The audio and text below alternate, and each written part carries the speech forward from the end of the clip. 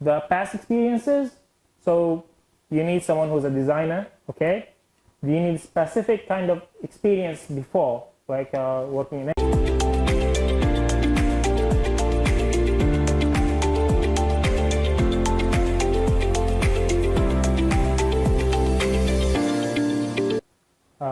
hello everyone. My name is Abdullah. I am Business Consulting Manager at VSHR Pro Academy, and I will be your trainer for today. So I've been working in management for around 4 to 5 years now, and I just almost completed my master's degree in business administration.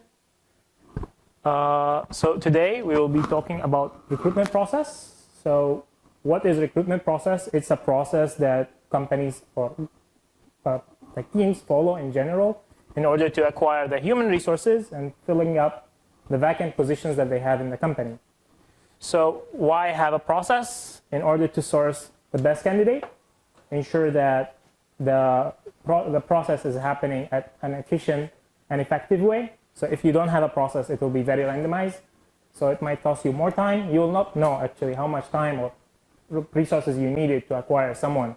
That's why you are having a process, to have it something that you can measure. 1, 2, you will know how to make it more effective over time, and you can keep improving it. From the preparation until implementation, until in the future, you can see also where did things get wrong, why did it happen wrong, and how can I improve it. So if you don't have something that is standardized, you cannot do that. That is not only for recruitment, but today we will be only talking about recruitment. So the last thing is, when you are hiring people, you should always keep in mind that you are creating the base for your team, if you are working on a project, or for your company in general. So if you are creating something, especially a team, you need to create something as strong as possible, and the recruitment is the base of that. So you need to have a strong base in order to have a strong team. So the process, the formula, the steps, we have 5 steps in general. First, it starts with recruitment planning. Planning in general, it means like analyzing, understanding what are you going to do, why are you doing it, and what are the resources that you have to do this. So we always want the best and the biggest. We don't always have, actually, most of the time, we don't have the resources to do that. The next step, which is the strategy, we prepare the strategy of how we will do the process. So how we will acquire the people, what kind of people, based on the plan that we had. The next stage will be searching. So we already have the strategy. We know what we are looking for, what resources we have.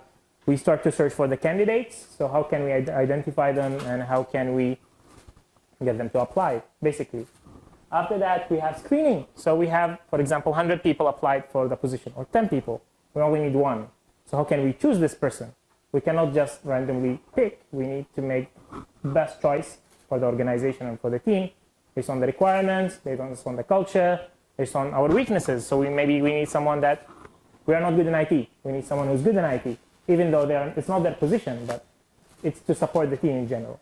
And the last step, which is evaluation and control, which is the most important step in the long term, because at this stage, you'll see what happened.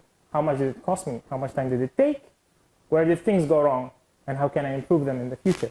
Because there is always future. Like, you will not hire one person and that's it. You'll never hire again. So you need to constantly improving. It's normal to make problems. Even like experts who've been doing for 20 years, they will make problems. But you need to know why the problem happened. How can I improve it? This is the essential and the most important thing. So the first thing we will start with is recruitment planning. The plan. So the plan, usually it has 5 areas. First, now so you can see better, I will come here. First one is that you need to identify the vacancy that you have. Identifying that means not necessarily that I need someone now. It means, what are my future plans? So usually planning, they will not start when I need someone, but I need to think ahead that I will need someone in the future. For example, I'm starting this project after 2 months. That means after 2 months, I will need to hire someone to do this part of the job. So I need to know how many people, what type of positions, what kind of skills they will need. After that, I will have the job evaluation. I need to understand what is the job, what are the basic requirements to do the job. So if you need a programmer, what are the basic requirements to do that? You need to understand the job completely. After that, you will also have the job specifications. Not only the requirements, but there are other things that you need in a job. So for example, the personality of the person, the cultural fit, the past experiences.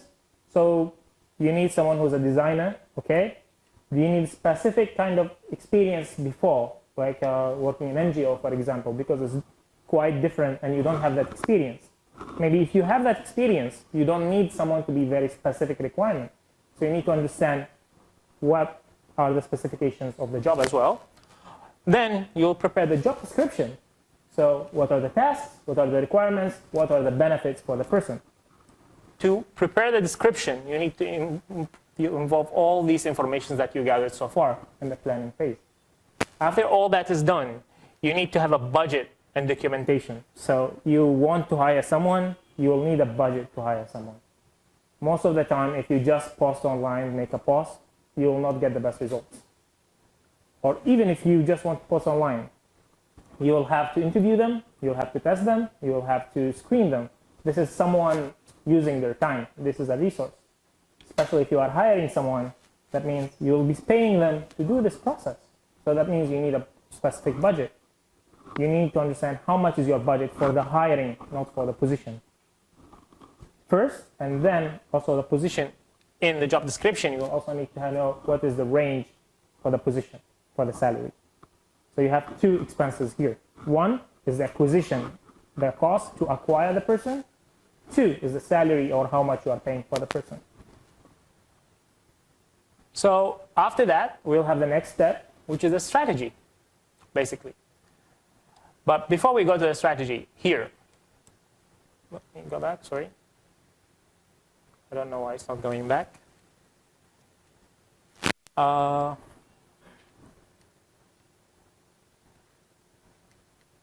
Yes, here. So usually, can you give me any example, anyone has any example, any idea in mind of something that is not a requirement in a job, but something that's preferable by companies? So for example, you want someone to work in sales. So the main requirements, let's say that they have good communication skill and a good negotiation skill.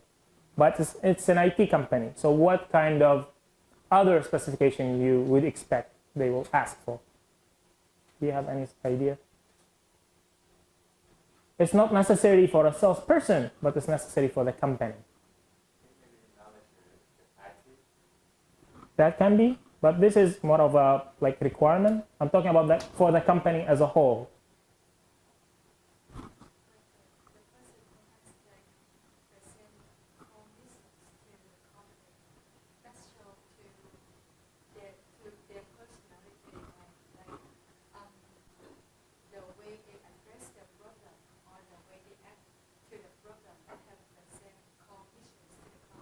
That is, yes, that is actually very accurate. So especially in a good company, they will have the core values and the mission, the vision, and they are always looking for someone. Sometimes the person does not fit all the requirements. So for example, you need someone who have 5 years experience, but they have only 2 or 3, but they are really fit with your mission. You would hire them. Of course, this is not always the case, but it happens. But there are other things.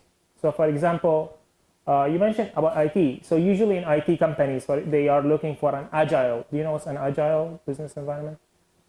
It means more like a flat. So instead of me asking my boss, what should I do?